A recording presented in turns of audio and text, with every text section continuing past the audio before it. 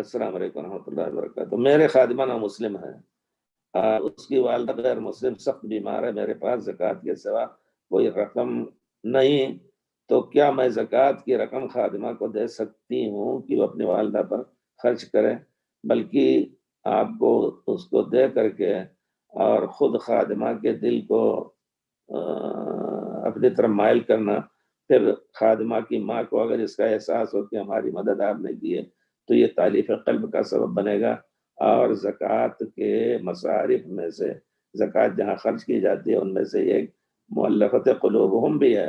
انما الصدقات للفقراء والمساکین والعاملین علیہا والمؤلفت قلوبہم، یعنی اگر کافر ہے لیکن صرف اس وجہ سے کہ اسلام کی طرف مائل ہو، مسلمانوں کو تکلیف نہ دے یا اسلام پر چھینٹے نہ ڈالے، ہم اس کو اپنے قریب کرنے کے لیے اگر زکوٰۃ دے رہے ہیں تو یہ